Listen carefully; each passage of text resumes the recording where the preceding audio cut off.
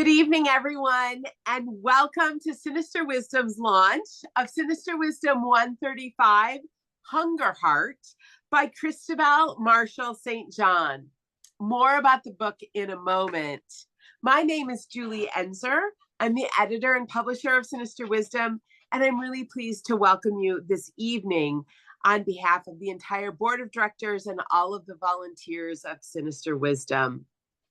As we begin, it is our custom to spend a moment for land acknowledgement. In the United States and around the world, many of us are on occupied, unceded land. I am in what is now Dover, Florida, the traditional homelands and territories of the Seminole. I invite you to insert into the chat your location and acknowledge the land on which you live. As we think about colonialism in our own country, I know many of us are also thinking about the ongoing conflict and war in the Middle East, even as the ceasefire takes hold. In this moment, may we all pause in solidarity and raise our voices for peace and dedicate labor to achieve it. I'm really excited to celebrate Hungerheart this evening, an exciting republication of Christabel Marshall St. John's coming-of-age novel from 1915. It's such an exciting book and a great addition to our Sapphic Classic series. A brief word about Sinister Wisdom. If you're not familiar with us, though, looking around the room, most of you are old friends and longtime subscribers to the journal, some of you reading it well before I even knew what it was. Sinister Wisdom started in 1976, and we've been publishing consistently since then. Yes, you are right. Here we are in 2025. And so next year, we will be celebrating the 50th anniversary of Sinister Wisdom. We have a fabulous lineup of books for that. If you are not currently a subscriber, I encourage you to sign up for a subscription today by going to sinisterwisdom.org/subscribe. In addition, a group of monthly sustainers are vital to Sinister Wisdom.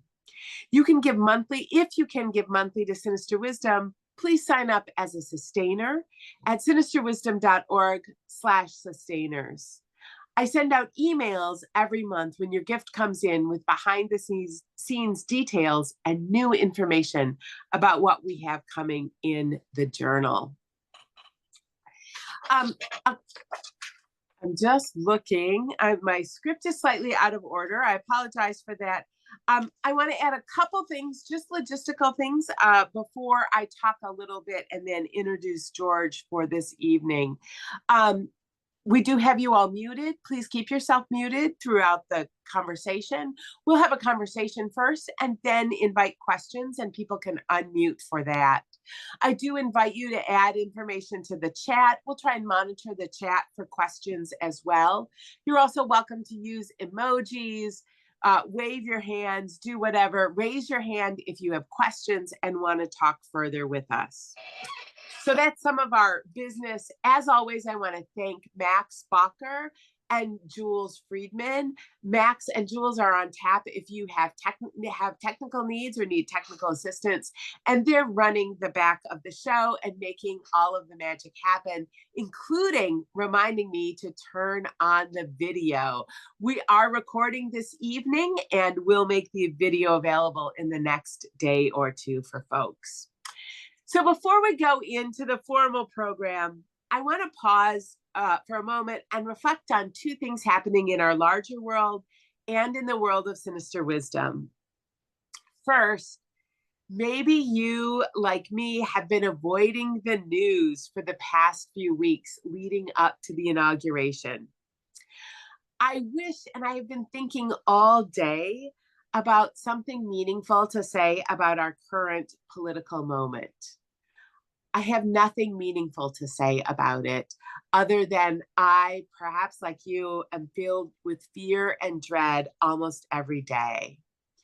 Yet what I know and what I want to say to you this evening is that I understand the work of Sinister Wisdom to be engaged deeply with all forms of resistance to authoritarianism and anti-democratic rule. The cultural work that Sinister Wisdom is doing to promote and nurture lesbian and queer women's cultural productions in literature and the arts is a fundamental stake in envisioning a vibrant, multicultural, multivocal democracy that serves all people living in the United States. Since the election in 2016, I personally have been leaning into the work of Sinister Wisdom to grow it. And I'm so happy to tell you that we are, in fact, growing. And I want to reflect briefly on our growth and development in 3 ways for you this evening. First, as many people have noticed, because some people have written to me and said, you're publishing too much, I cannot read it all fast enough. We are publishing more, and as importantly, we are reaching more people. It is thrilling to me to say that and know that our audience is growing in substantial ways through our own subscribers and through the outreach that we are doing. Our board of directors, some of our board members are here this evening, are also crucial in doing that outreach and helping Sinister Wisdom be visible in local communities. Second, Sinister Wisdom is deeply engaged in intergenerational conversations and in building new generations of readers of lesbian literature, new generations of lesbian and queer women writers, and in forging relationships that help us communicate through different lived experiences that we have, given our different generations of birth and our different generations of entering our beloved lesbian, queer, gay, trans communities. The work of building this kind of community is, I think, vital to meeting the current political moment. One of the things that I observe that Trumpism thrives on is isolating us from one another, creating false divisions, and then sowing those divisions with fear and hatred. We are trying to do exactly the opposite here at Sinister Wisdom. Third, Sinister Wisdom is growing our publishing work in large part through the books like Hungerheart and also through our new distributor with IPG Books.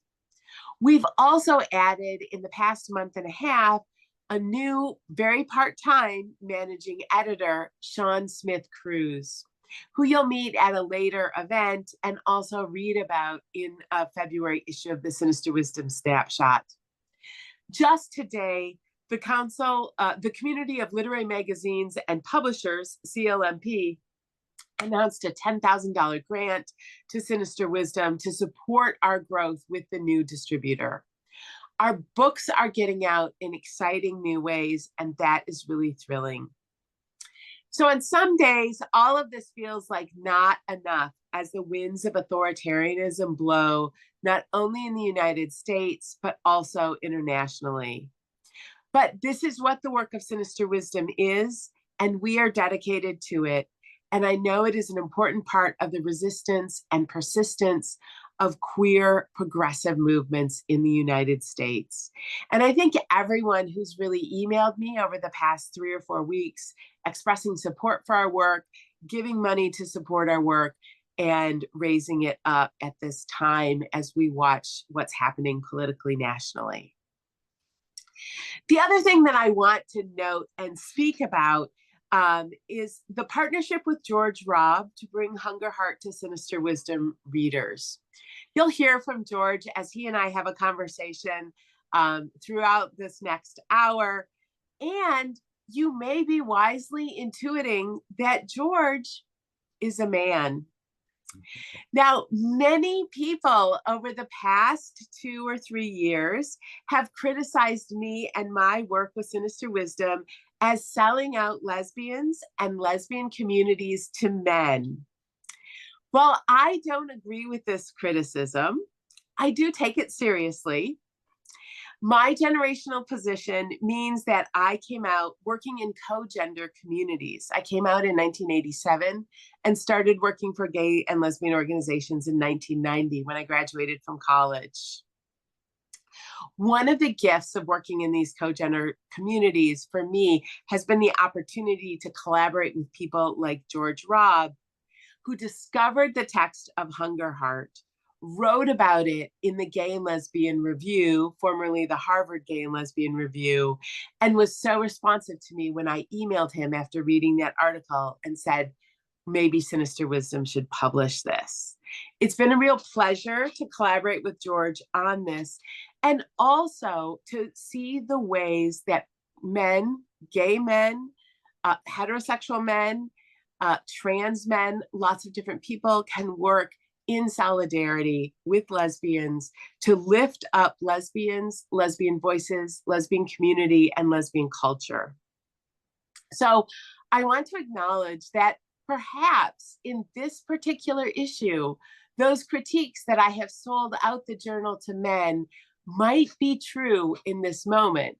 Though what I think you will discover as you read the book is the story is much more complex than that.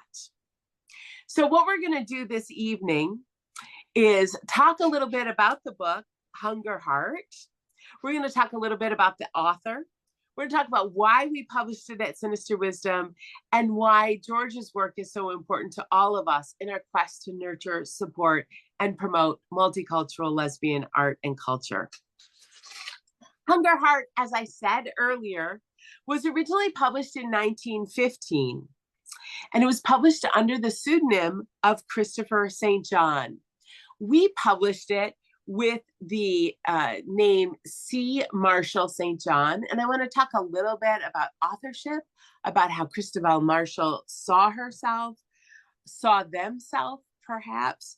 We're going to talk a little bit about pronouns. We're going to talk about how women like Christabel Marshall were adapting themselves to their lived conditions. Hungerheart is regarded as the first Catholic lesbian novel.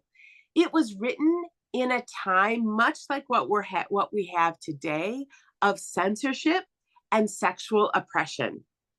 So this evening, George and I are going to read some sections from the book and talk more about it.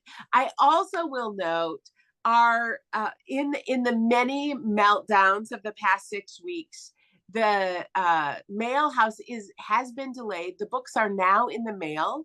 Some of you may have received your subscriber copies of the books. If you have, do tell me in the chat. If you have not, they are headed their way. This is one of the first issues that has been late. And I have been up in the middle of the night worrying about it, but it is in the mail. It is going out to all subscribers, and we are fulfilling orders through our website, and it's selling through IPG. So you can also request it through your favorite independent bookstore. So with all of that, I would like to welcome George Robb to join us for this conversation and say thank you, George, for joining us tonight. And thank you for this gift of Hungerheart. Would you start out, George, and tell us a little bit about your work as a historian and your career? Sure. So I was born in Texas, and I grew up there in the 1960s and 70s, which is, you can only imagine how horrible that was as a gay boy. Oddly enough, Texas was not nearly as right-wing then as it is today, but it was bad enough. I went to the University of Texas in Austin, which was a kind of a haven of a progressivism in Texas. It still is. I went to graduate school in Chicago. I've taught most of my career in New Jersey, in the Northeast, some in upstate New York. So I taught for more than 30 years at one of the state colleges in New Jersey. I taught courses on world history, on European history, and then more recently on American history. And my own work has been very interested in the history of gender and sexuality, also in history of crime and criminality. I also was interested in the history of the First World War, not the military aspects of the war, but more the cultural aspects of the war, the use of propaganda and the kind of ways in which artists and writers wrote about the war. And that's what first, sort of accidentally found Hungerheart when I was looking for examples of writing during the First World War, writing about sexuality, writing about queerness at that time. Sort of stumbled across this book that had been completely forgotten and had been out of print since 1915. Yes. And tell us, I just want you to also do an advertisement for how I first discovered you before we ever met, which is I read your wonderful book, Ladies of the Ticker. Oh, you did, I really? did. I loved that book. I've taught chapters of it Oh, in my quest for young women to feel a sense, a vision of how they can become financially savvy and financially empowered. So, would you just tell us the little tagline about that book? yeah, that was my last book I did, which was a book about women stockbrokers and all, but about women investors in the Gilded Age. So in the late 19th century, the early 20th century, and just the kind of the struggles women had to be financially independent, and the barriers that existed, and the hostility to male bankers and financiers to women, but the persistence of women in this regard. And so, yeah, that was a fun book to do. And oh, I didn't realize that had read that, Julie. That's great. Yeah, yes, I love it, and it's a great history. It's also, I think that persistence of the different ways that women look to have professional careers, and really have to craft them with whatever is going on in the world around them, and of course, what our protagonist is doing in Hungerheart is very is akin to that. Yeah. So 1915, this is like this is one of the earliest books I read about sort of lesbian love. 15 years, almost 15 years in advance to Well of Loneliness, Yeah. which is, I think, one of the things that makes it such a delightful discovery. So let's start out by having you read from the book. Will you give us a Sure. little reading and set it up for us? Yeah. So the protagonist, who is sometimes called Joanna, sometimes John, and um, and more often than not, over time starts to think of herself as John rather than Joanna. Um, she is trying to make her way for herself in London as a journalist. In her spare time, she goes to the theater a lot, and she becomes infatuated with an actress who in the novel is called Louisa Canning, but was clearly based on Ellen Terry, a famous actress from the late 19th century. So in the novel, the protagonist, John, is constantly writing these gushing fan letters to Louise Canning. And finally, Louise Canning writes back and says, well, you need to come and visit me, see me backstage. And so she goes to the theater one night, and she's all excited that she's going to meet her heroine. And while she's there in the dressing room talking to her, Louise Canning says, oh, well, you should meet my daughter. You should meet my daughter. So that's the point in which I'm going to start the reading, where she introduces the protagonist, Joanna or John, to her daughter, called Sally, in the novel. Okay. You don't know my daughter yet. Um, she's my greatest care and my greatest comfort. You must know her. Lizzie, go and call Miss Sally. I had already seen Miss Sally on the stage and had noticed how much of her mother's grace of movement she had inherited. She was playing quite a small part, but she had invested it with a curious distinction. And she, more than anyone on the stage that night, had contrived to give an 18th century impression, from her lace cap to her red heels. There was something foreign about her long dark eyes, set wide apart, and her almost indolent expression. I learned subsequently that she felt small sympathy with her mother's crowd of girl admirers, and it was not by accident that she had avoided me. She came into the dressing room now reluctantly and gave more attention to the mitten that she was mending than me. I shook hands with her in spite of her warning to mind the needle, and hardly felt the prick that followed, because of the greater prick to my self-esteem that her attitude gave me. I longed to shake her out of what seemed to me a self-complacent certainty that I was just another foolish girl from the front. I almost hated her for not seeing at once that I was not another of any type with which she was familiar. I did her an injustice with my heart's cry, disdainful. Sally's disdainful air sprang from shyness rather than from contempt. I diagnosed her thin lips wrongly too, those lips which prevented her generous wide mouth from resembling her mother's. She's an acid creature, I thought. She despises her mother for giving herself away, but she is too cautious to give away anything, especially love. Yet, inexplicably, there moved in my heart, as I made these mental notes, a great wave of sympathy. It broke and was succeeded by another wave and another. All that I observed, all that I thought was submerged in a sense of complete harmony with that strange dark girl.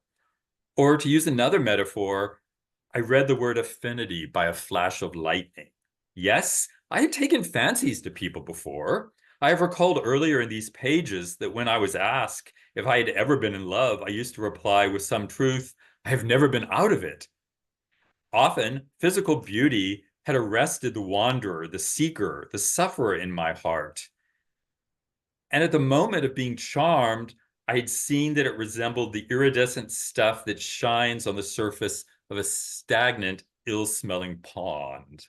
I had known what it was to love someone deeply for one little kind and graceful action, even for a hand outstretched at the right moment, or an understanding glance, for a tear shed over some sorrow not my own, for some welcome sign that there were people in the world who had visions of the heart of life and were not afraid to suffer for the privilege. But the wind of circumstance had speedily blown out these lights, so unexpectedly kindled, leaving a greater darkness in which I was tempted to doubt the holiness of my rapture, to see it as a silliness to be scorned. The quality in Jerome, this is some person that she was involved with earlier in the book, that had attracted me most had been his good sense. Sally had the same quality, but in an even higher degree. Her taste for beautiful things was governed by the good sense. So were her affections. People who loved her mother's open-hearted ways, her ebullitions of warmth, were alienated by Sally's coldness. They complained that she looked at them critically and accused her of being deficient in the canning charm.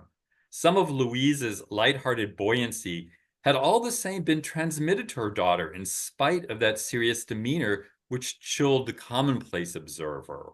And although the mother had the warmer manner, I divined in a few minutes that it was possible that the daughter had the warmer heart. Sally, who was soon to be my Sally, in a very special sense, made no effort at all to put me at ease. Yet I felt at ease with her at once. It was a novel sensation, for in my relations with human beings, I had always felt more or less uncomfortable. We said very little to each other that night, yet everything that we did express seemed to leave streaming in its wake a comet's bright tale of comprehension. I had gone to the theater thinking only of Louise. I left it thinking only of Sally. I'll end there. So the Sally in the novel is Edith Craig in real life, who was the daughter of the actress Ellen Terry, and within weeks they were living with each other, and we're going to live together for the next 50 years of their life. So this is her. This is the story of meeting the person who becomes her long-term partner. Yeah. Yeah, yeah, yeah. I love, especially the beginning, the all of the sensuous descriptions of the body, of both her body and Sally's body, and sort of so you feel very kind of connected to these people meeting together. And that when she reaches out to shake her hand, she accidentally pricks herself with the needle that Sally's using to mend a glove. And in a later writing that she did, a nonfiction writing, she talks about that same incident, and she said she refers to it as Cupid's dart. And she said, the minute I was pricked with that needle, I fell in love with her, as if it was Cupid's dart. So. Oh, that's beautiful. Oh, that's so lovely. So let's talk a little. So overall, like, I think literary critics would describe this as a lesbian or queer Bildungsroman. It's the story of a a young girl growing up. Really, the first half is like she tells all of her experiences from being born through her childhood, adolescence. It is the full. In some ways, I think of that as a very Victorian move. She Yeah. tells us a lot of detail about all of that. Um, and then we kind of get into some more of what we today might see as adult sexuality. But I wonder if you want to just reflect a little bit on all of that, all of the earlier part of the book. Yeah, so she's and the book is highly autobiographical. It's highly autobiographical. So the character John, or Joanna John in the novel, is, you know, stand-in for her, Christopher, and she had a miserable childhood. She was the ninth of nine children, and her by the you know her mother supported the family. The father was a banker whose bank went under, and he narrowly escaped prison for fraud. The mother supported the family by writing constantly. So her older brothers and sisters kind of resented her. So she got no love. She felt she got no love from her family growing up. Felt very lonely, and then felt she didn't fit in because she didn't feel she was like the girl that her sisters were, who all wanted to play doll and play house, and she preferred to play sports with her brothers and to play with toy soldiers. And so the story of her young life, and she goes off to college. She attends a women's college, Oxford. It's all about looking for love, and it's looking for love with women. She has one infatuation after another with women, and most of these are what I guess were straight women who didn't quite understand her passion for them, or who couldn't quite return her affections. And she sort of felt like, oh, I'll never really find love. I'll really never find a partner until she finds Sally. But yeah, you're right. The early part of the novel is her trying to find out how she'll fit in. And she did, unlike her sisters who were all obsessed about finding husbands, she had no interest in that at all. And so she goes off to college, and she says, "Oh, I hope college will make a man of me. You know, I will make a man of me, and I'll be able to earn my living like a man." And so she goes after college. She goes to London, and she's eking out a living as a writer, as a journalist, just getting by. And so yeah, this is the kind of classic, as you say, Bildungsroman, about her search for identity. Yes. And one of the other things that I really loved about it, each time I've read it, but especially the first time, was, she does talk about having this terrible childhood, but she also, excuse me, maps out a lot of the financial realities that are supporting her life. I mean, she is, her father may have failed, but there's money coming her way. She has a lot of access to money and different sorts of privilege, which enable her to do different things, which I think it to me is characteristic of what a lot of we see among lesbians, queer women, however they described or understood themselves in the first part of the 20th century. The stories that persist are the stories of women who had access to financial resources. But Marshall makes it much more visible. She'll say, well, I got this chunk of money here, or I didn't have anything, but somebody gave me this amount of money here. So there's a way that she has a transparency with the financial realities that she was living in that I loved, and I found really refreshing. This isn't an area where I've read a lot of, so I'm curious, did you have what are your kind of thoughts about that? Is Marshall unusual in that way, or I is think it? so. I think so. Talking so frankly about money, and which maybe might have be considered vulgar by people from her social class. So her family's fallen down in the world, and they're all talking about how poor they are. But it's a kind of genteel poverty. Like, they still have servants, just not like that many, not as many as they used to have. And they're living in an unfashionable neighborhood. And then, they can't really move in society so much, because since they don't have enough money to entertain lavishly, they can't really go to parties. So her older brothers and sisters feel this more than she did, because she was very young when the family kind of came down to the world. So her older brothers, some of them had to leave school and go and get jobs. I mean, they weren't like working in factories, but they got jobs working in banks and things like that. But they no longer had the kind of leisurely life they had. And her older sisters were especially anxious because it's like, well, how are we going to get husbands? How are we going to find men to marry if we can't go to all these fancy parties that we were used to going to because our family can't entertain in that same style? So they were very resentful of this, and and our family doesn't have money for a dowry for us. So so there was that aspect of it. So, but yeah, she's very keen about this, and she talks about she got a little inheritance from her mother, which allowed her.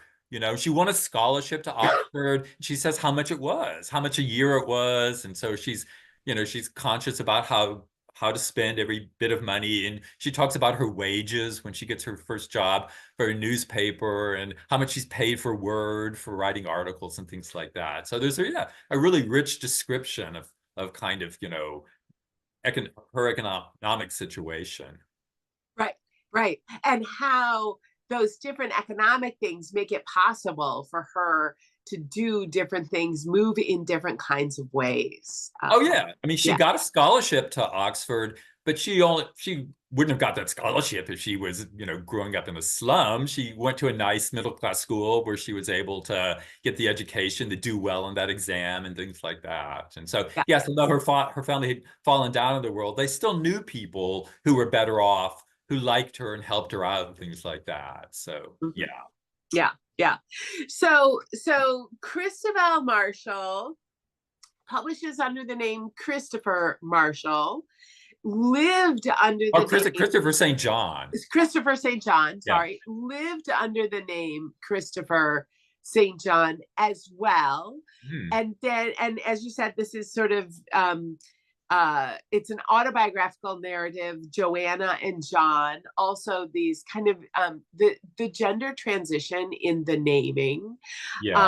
And Christabel Christopher lived in a long time partnership with Edith Craig, and used both she, her, and he, him pronouns. Yes.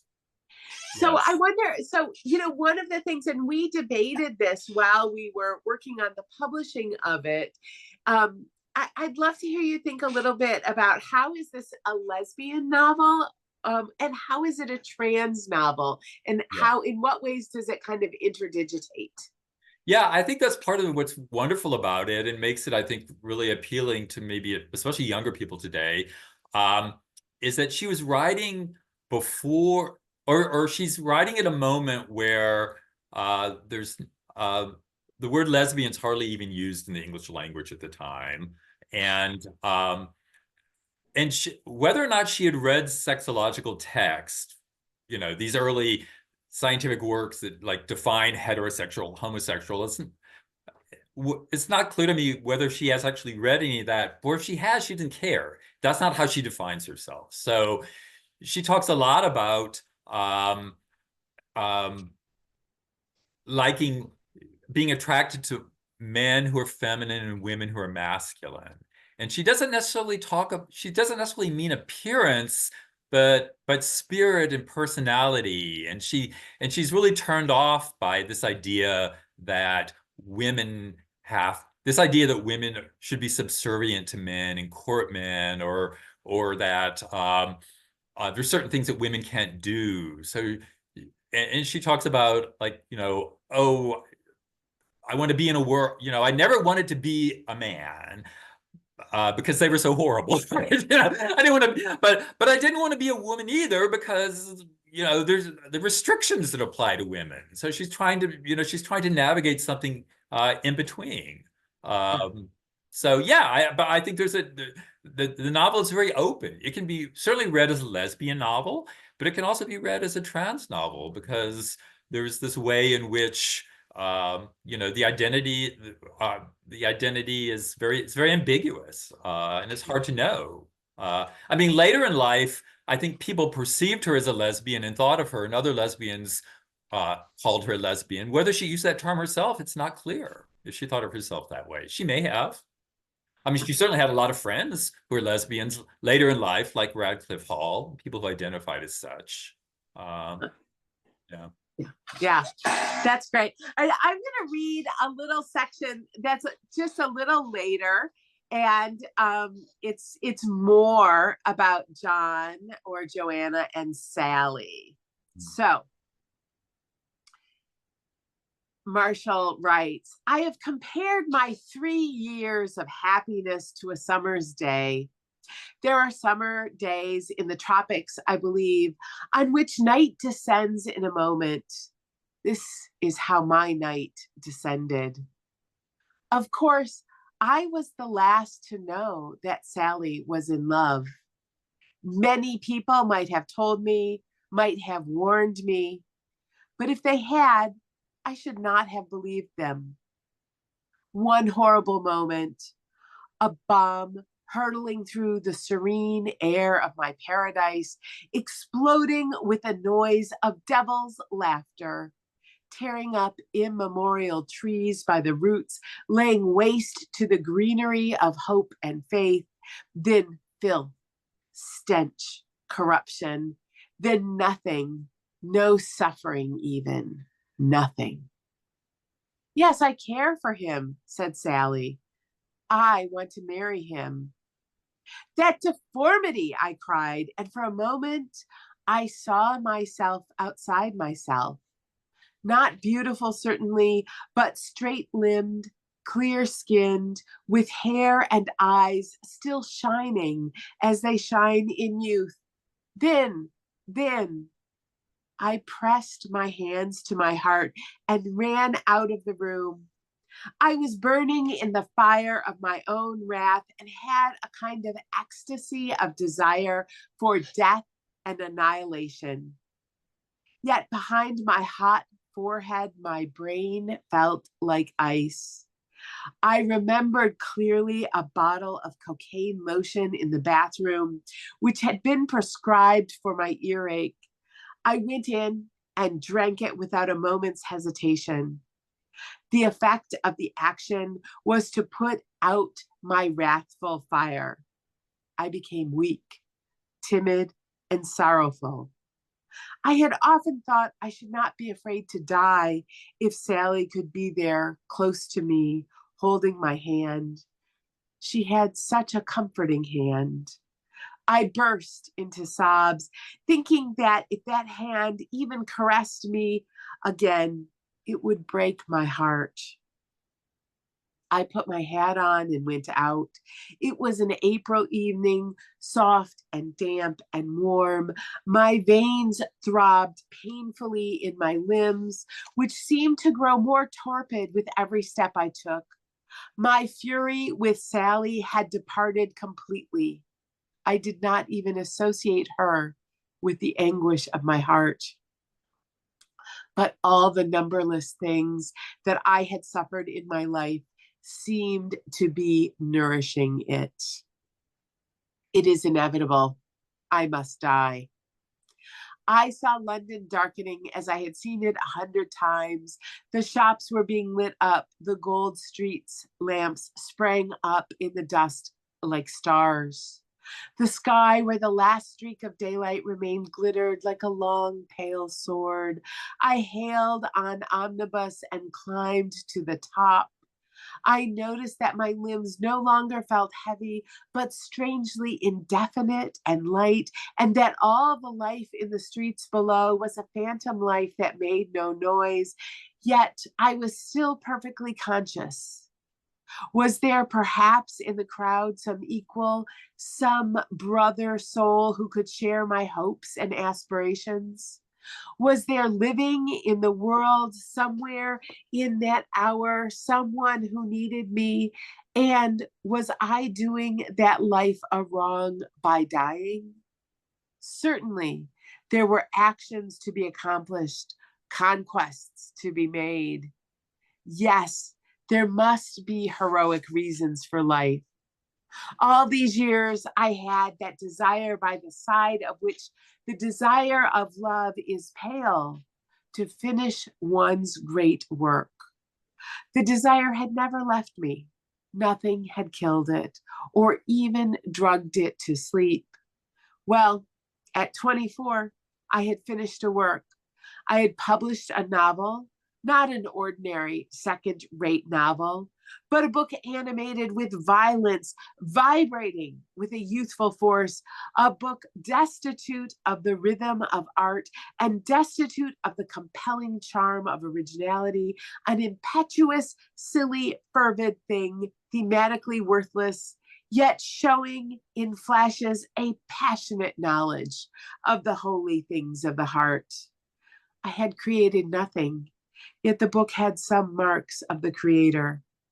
I forced myself to acknowledge this, even though the poor, unwieldy Frankenstein of my brain had caused me much bitterness by not being that single great work, which was the end of my desire. From the top of the omnibus, my mind swayed to and fro by a dissolving terror. I looked down on the immensity of life and saw that even the single great work could be nothing in it. Was it not foolish to make it a reason for living? I thought of Aeschylus with his 100 tragedies, of Sophocles with his 100 more. Yes, such work as that, work vast as a cosmogony, was a heroic reason for life.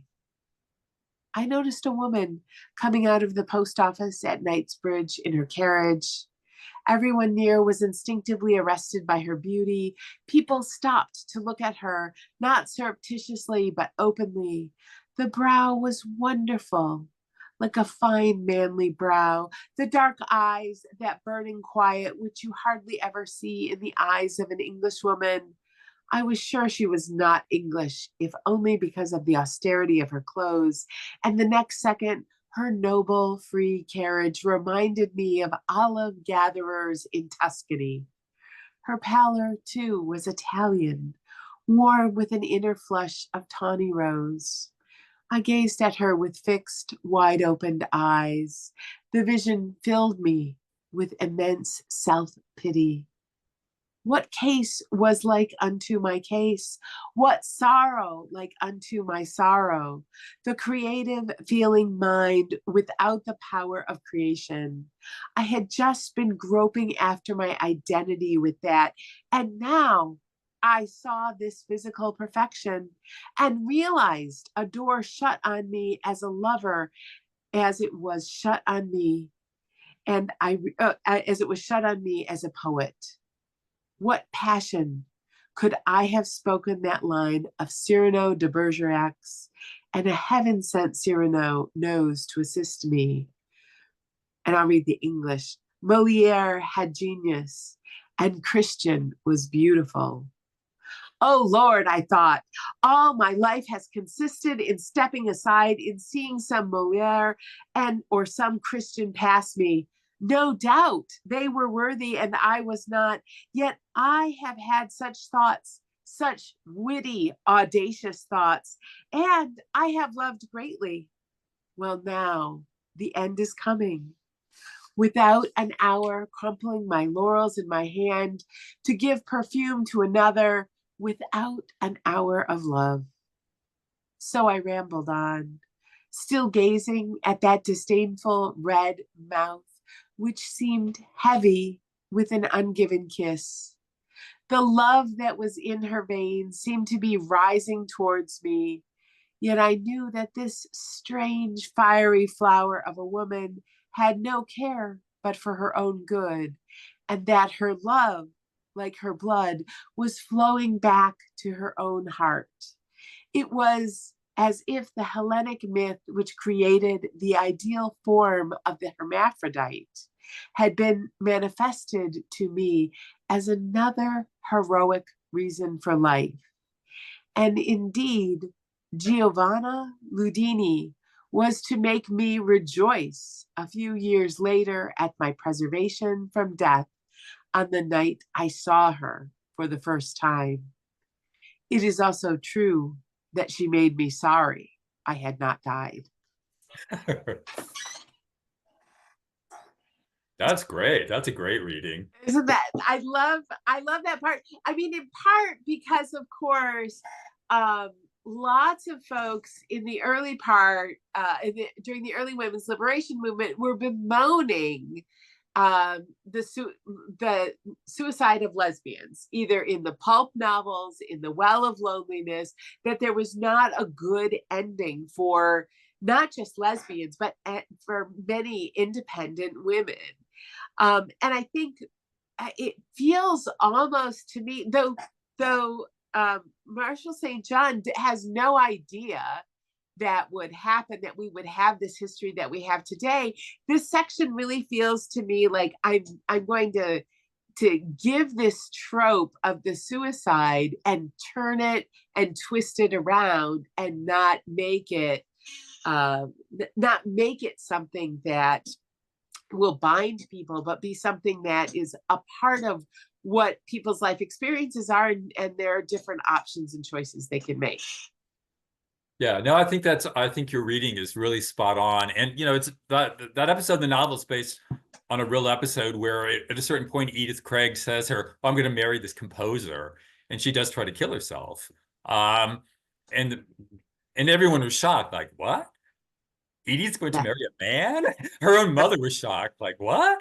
Who knows what was going on there, but it didn't last long, and they were later together. But I think I hadn't thought, I think you really bring that passage to life, because here she is on a bus, dosed herself with cocaine. She can feel her consciousness seeping out of her body. I'm going to be dead soon. And she sees this beautiful woman, and it's like, what am I doing? It's like, there's all this love out there. There's this potential, I only wrote one book. I can write better ones. And and so she doesn't die. She's rescued and taken to a hospital and revived.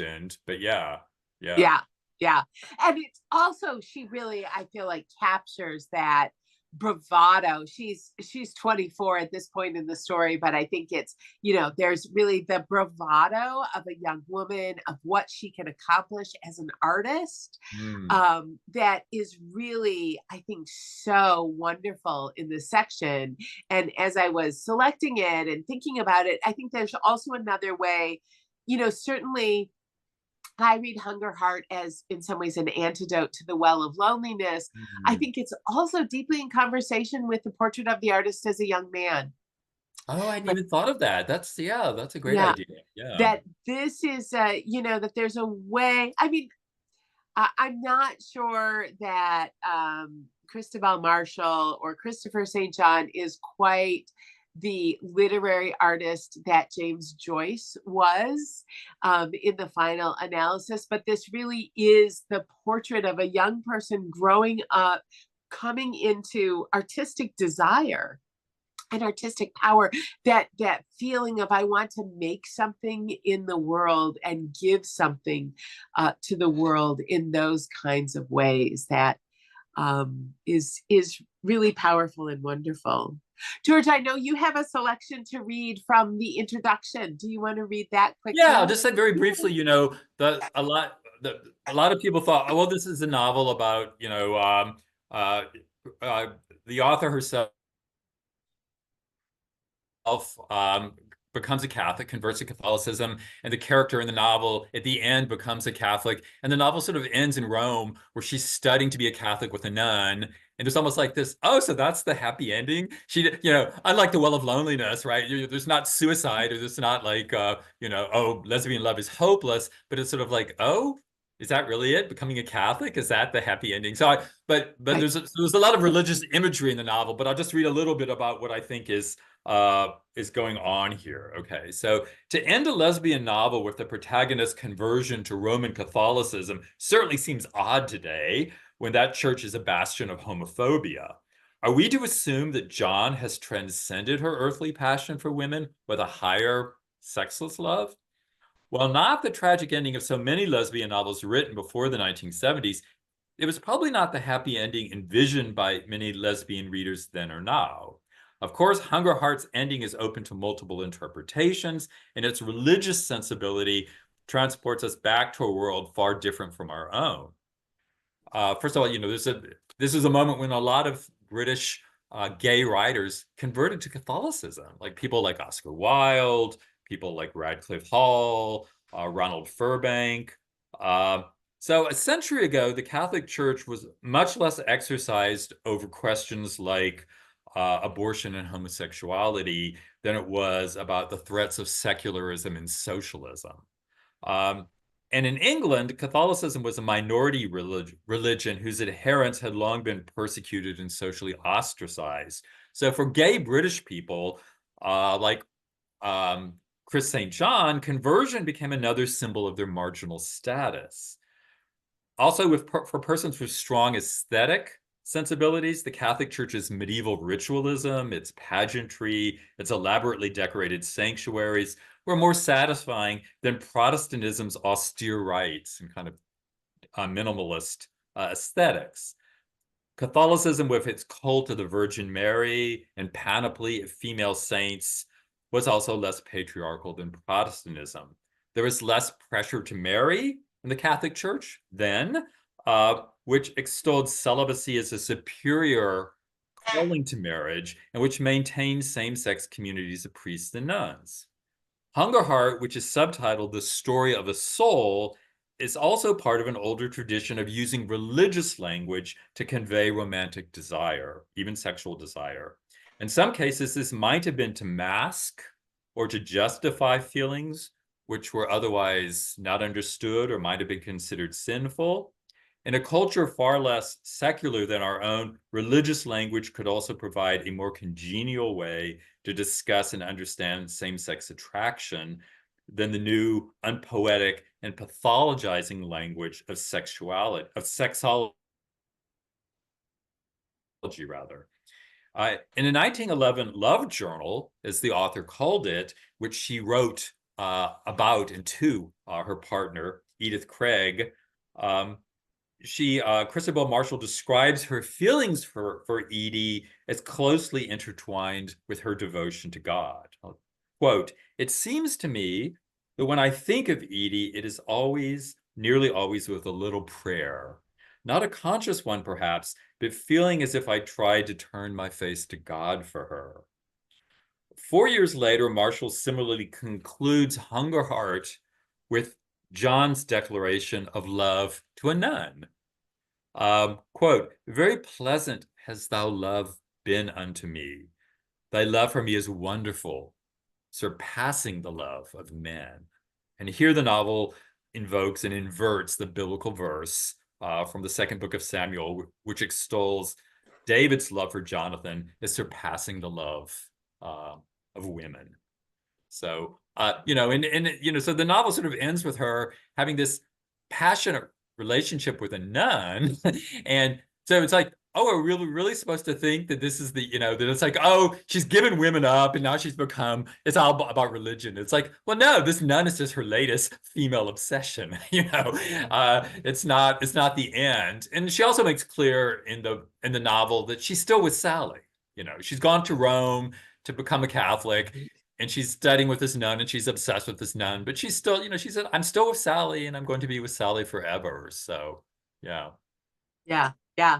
I mean, I will say, my first reading of the copy, the photocopied pages that I think you sent me. Yeah. As an editor, I was kind of like, oh, is there a place like where we might, like I kept reading that last chapter thinking like, is there a place we might cut it, X that out a little bit, give us a more Right. sort of satisfying point of stop for the moment of readers that we are today, right? As opposed to readers of 1915 when it was published. But ultimately, by my second read through, I was like, oh, this really fits. And I see that how you describe it as this is a new obsession, that the religion is less about, to me in my reading, less about the religion and more about the sort of continued exploration of passion, intellectual connections, sensuous connections between women, and how Joanna John is really trying to find a way to move through the world connected to women in the sex and gender system, that she, and Yeah. they are Yeah. No, living I in think you're right. LA. I think you're right. Yeah. Yeah, it's not a denial of her passion for women. It's just another way of expressing it. And it might strike some readers today as being odd, but it's, for me, it's more satisfying than The Well of Loneliness, and it's kind of pathologizing of lesbianism. Like, oh, can't you just give us, we're just freaks of nature. But can't you just leave us alone, or be sympathetic, or feel sorry for us and not persecute us? And Yes. and where the protagonist sends her lover away, like, oh, you can't be happy with me, go and be with a man. There's none of that here, right? She's, whether she's aware of that or not, she's just like, no, she just has all these passionate attachments with women, and there's no sense of feeling of guilt. And some readers at the time might have read it and been clueless, but I think for any sensitive reader, or for any gay reader at the time, it's clear what was going on. And it's really clear for us today that this kind of, this attraction she has for women and complete lack of any interest in men, Yeah. it's very easy to see this as a lesbian novel, or as a transgender novel. But this, the religion is just this other, as you say, it's this other way she's trying to come to terms with her feelings that she doesn't really have another way to explain. Yeah. Yep. Yeah. The novel is Hungerheart. The subtitle is The Story of a Soul, published with the author name C. Marshall St. John. The decision that George and I made together in thinking about how to bring this book forward to readers today. It's the January issue of Sinister Wisdom, on its way in the mail to all subscribers, available for sale at our website and through IPG Book, anywhere books are sold. I am so excited for you all to read it and engage with it. When you do, please tell me what you think of it. I am thrilled to have it be our newest Sapphic classic. And I'm really, Julie's like my hero here. When I came across this novel almost by accident 20 years ago, I saw, like, the only copy in the United States is at the Harvard Library. The only copy of this book in the United States was at the Harvard Library. In England, I had to go and sit in the British Museum and read it. It's like, this is an amazing book. It needs to be out there. It should be republished. So I kind of made it my mission. So I wrote to all these presses. I'd write to women's presses, feminist presses, and they weren't interested in lesbian stuff. Well, they never said that, but these women's presses were not interested in gay stories about gay women. And then I wrote to gay presses, and they weren't interested in stories about lesbians. They're almost all run by men and wanted books about men. So, so I wrote this little bit in the Gay and Lesbian Review, which Julie wrote, and contacted me and said, oh, we should do this as a Sapphic classic. And it's like, yes, finally somebody who appreciates this. So yeah, I mean, Julie's the one who deserves credit, because the book would, still would be out of print if she hadn't taken the action to make this. Yes. Well, thank you so Yeah. much, George. So I think that what you're doing at Sinister Wisdom, and these Sapphic classics are great. It is a way of bringing back things that, to new generations that are, that need to be better known. So I really appreciate you for doing that. Thank you. Thank you. And thank you to everyone who joined us this evening. It's really been a delight. As I said earlier, we'll make the video available on the Sinister Wisdom website and our YouTube channel. We have more Zoom goodness happening. Mark your calendars for Tuesday, February 4th, where we'll be reading from Minnie Bruce Pratt's S/HE and remembering her life and work. On Tuesday, February 18th, we will be doing more love, lesbian and feminist publishing in 2000s and 2010s. You can read more about it all at sinisterwisdom.org/events. But now, as my pup Ava is telling you, it is time to dance. So Max, play the song.